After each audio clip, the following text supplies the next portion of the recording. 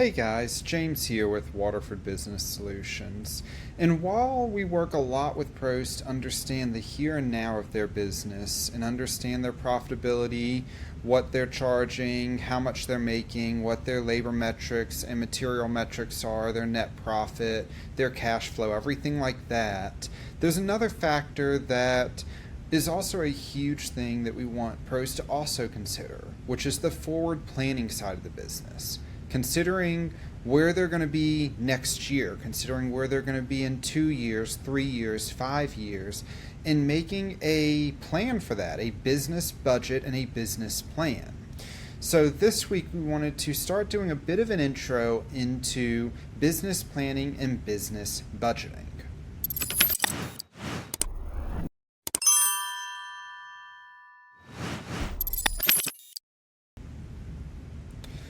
When we're talking about business planning and business budgeting, they really fall into, while related categories, two separate categories. Business planning is a more in-depth business budget, whereas no business plan can exist without a good budget in place. You could have a budget without a solid business plan. Now, at Waterford, we prefer to come up with not only a budget, but also a plan for the business to implement that budget. Because a budget without a plan is only hopes and dreams. If you're just saying, hey, this is the budget I'm setting for next year, but not coming up with any plans or any ways to meet that budget, we're just throwing numbers at a wall and saying, hey, we're going to do this. We're not actually succeeding in anything. So we're going to talk a lot more about business planning on this, but I do want to start with talking about business budgeting. Now, before we jump into all that, next week we're going to follow up this series here and continue talking about a tool that you can use with business planning and business budgeting. So I invite you to go ahead and like and subscribe to our channel here, turn on notifications so that next Monday you're notified when that video goes live, and also share this video with anyone you feel that can use it so that they can get the same benefits that you can. Now, with business budgeting, overall business budgeting is fairly straightforward and fairly simple if we're being honest. From a business budgeting perspective, what we're taking a look at is saying, okay, historically, this has been the growth that we've had in income year over year. This has been the expenses that we've seen, and how does all of that work together? So we're going to go kind of line by line on your P&L, your profit and loss statement, and take a look at that. We'll start at your income, however you've got your income broken down, see what your historical growth is, and estimate out what we think your growth is for the next year, the next 2 years, 3 years, however long we're making that budget work for. That's going to be where we start. Then we'll go ahead and we'll jump into each and every expense item. Your materials. Well, what's your historical material metric? Based off of the sales you're looking to make, then we're going to take a look at the materials. What's your historical direct labor? Based off of the sales, we're going to set that up. What is going to be your credit card processing fees? What's your permit fees? Everything like that. What are all the expenses that are directly related to a job, and what are they going to percentage-wise generally work out to based off of the income that you're going to make, and we're going to extrapolate that for the next year, the next 2 years, however long it may be there. Then we're also going to go ahead and take a look and dig down further or dig deeper into all of your other expenses, vehicle expenses, office expenses, software expenses, everything like that. Anything that we know has a fixed cost, like let's say that you've got a software subscription that every single month you're paying $100. We're going to figure that out and extrapolate that out. Let's say that you've got rent and you're paying $1,000 a month for that rent. We're going to put that down as a consistent expense there. So anything that we know is consistent and is fixed, we're going to record as consistent and fixed. Anything that's going to be more variable, we're going to look at the variables there and figure out exactly kind of where we should see it or where we would want to see it there. So all important things to consider there. Now, beyond looking at the expense side of everything, now we've got to consider, are we just breaking this down by a year and saying, okay, this is what we're doing for a year? It's a very base entry that you should do for a budget, but it's honestly very inaccurate. More so, we should be making sure that we're breaking it down month by month by month.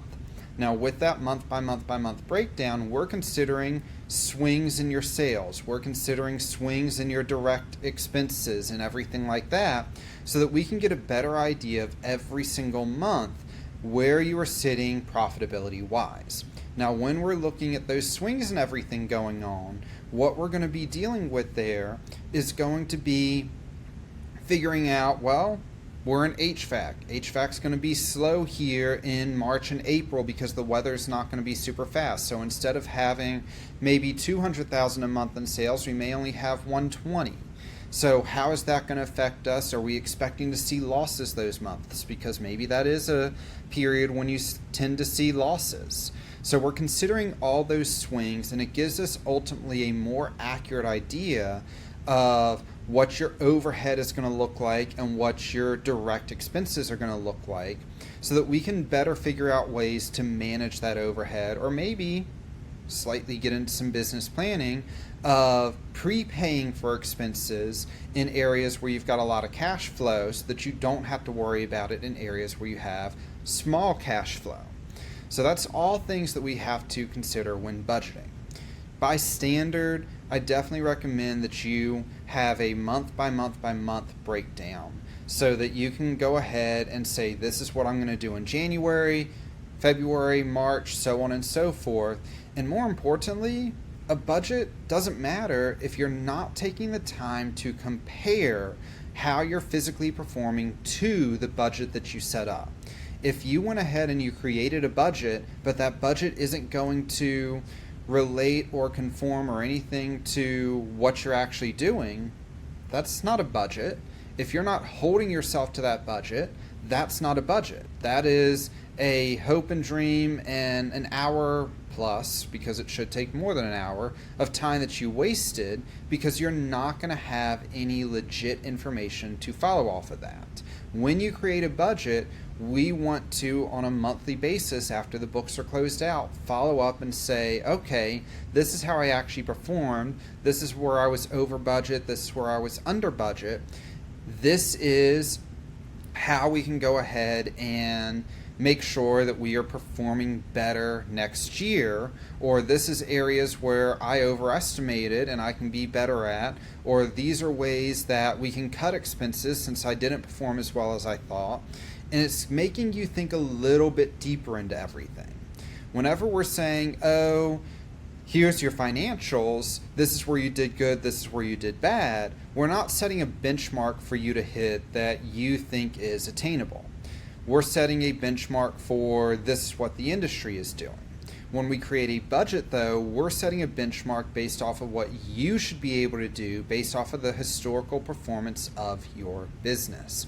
If you aren't meeting or exceeding that benchmark, we've got to understand what has changed from your historical performance to your current performance so that we can continue hitting that benchmark. And maybe your historical performance isn't as good as you want, so we're going to go ahead and make sure that we're putting that benchmark at a higher standard than where you are historically, and that means you've got something to strive for. The other thing that I tell a lot of clients is we want to make sure that when you're budgeting, we don't just want to put a pie in the sky dream. We don't want to say, oh, we're going to double the size of our business next year and make that your only budget.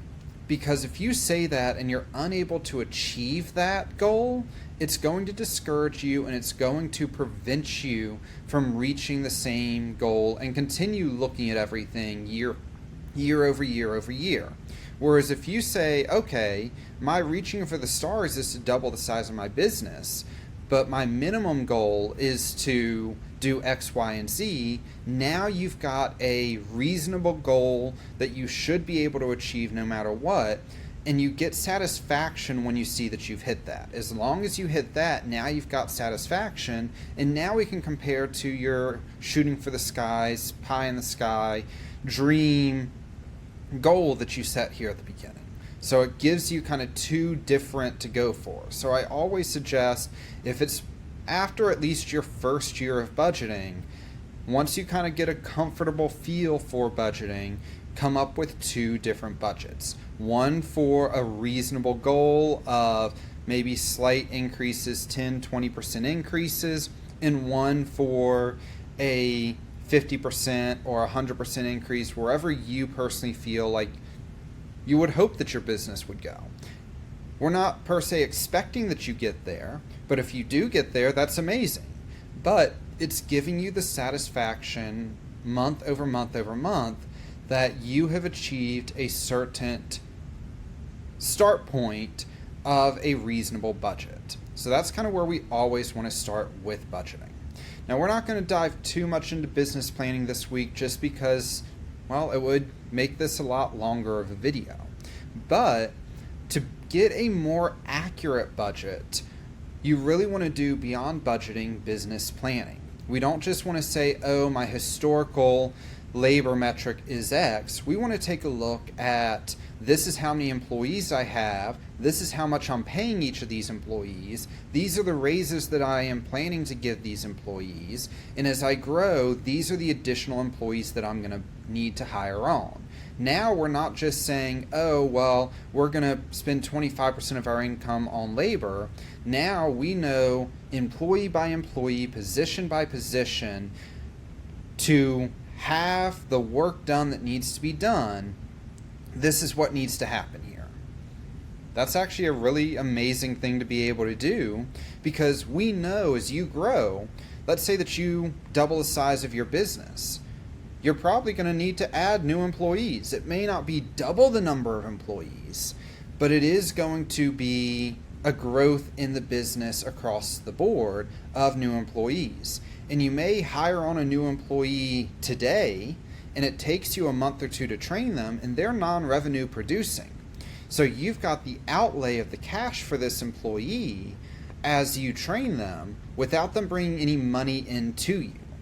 So if we say, oh, well, we're going to stick to 25%, then that means your other employees have to increase the revenue while we have this employee not performing anything or getting anything for you there. That's a big issue. So budgeting your labor is way more accurate by not just saying, hey, this is my historical labor, but by saying, these are the employees that I'm going to need. Now we're planning out for when you're hiring new people next year, when you are bringing them on, how much you're paying them, what benefits you're offering, everything like that. And we're doing all that beforehand. So now, instead of just coming up with a budget that you should be hitting, we're coming up with a hiring schedule. If we've got that hiring schedule now, and you're able to achieve the certain metrics that we're looking at month over month from a sales perspective, now we know, okay, well, we're planning on hiring someone else in September. It takes us 2 months to hire, so we need to start looking for that person in June so that we can hire them by September. That gives you a plan there, not just to grow the business, not just to add new employees, but when to add the new employees, what they're going to be doing, how much you're willing to pay them, everything like that, along with letting you plan for giving raises, giving bonuses, giving anything and everything like that. That's a huge benefit that most people don't take advantage of during their budgeting. Same thing we can do with almost anything. Let's talk about your insurance. We know insurance is going to go up year over year over year. So have that initial conversation with your insurance agent and figure out what they think approximate increases are going to be next year. Not going to be accurate until it gets to renewal season, but it'll give you a better idea of where everything's going to be at. Same thing with vehicles. If you're hiring new employees, you've got to have more trucks to run jobs to drive those employees around. That means now we have to plan for asset acquisitions. When are you going to get those assets? How much are you going to pay for them? Are you buying new? Are you buying used? Now, instead of it being a situation of, oh crap, I need another truck, and you run to the dealership and get one, now we know a year, 2 years, 3 years ahead of time when you're going to need vehicles, and we can accelerate or decelerate that and use that same business plan to help with your tax plan. Because if we're thinking, oh, we're going to need a new vehicle at the beginning of next year, but you've got a high tax liability for this year, maybe we accelerate that asset acquisition and buy it a little earlier than you planned to, but we know we're going to use that asset and we're not just aimlessly buying a vehicle. Same thing with employees. Maybe you were planning to hire an employee in February, but let's go ahead and hire that employee a little bit earlier to take advantage of some tax deductions here and there. So business planning takes every single thing from budgeting, and instead of just looking at the historical information, now we're going to go through and say, okay, based off of this goal that you've set, what's going to change here?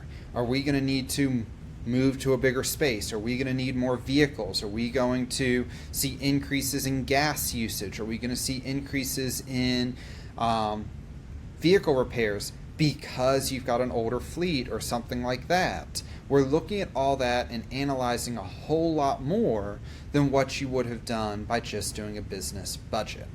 But business plans are definitely a lot more complicated, and while you can do them yourself, I mean, I've given you pretty much a blueprint right here to do your own business plan. Generally, it's always better to work with someone, a third party, to discuss things through, because you can shoot for this, but if you don't have anyone holding you back or arguing against you, is it going to be rational or reasonable there? So keep all of that in mind.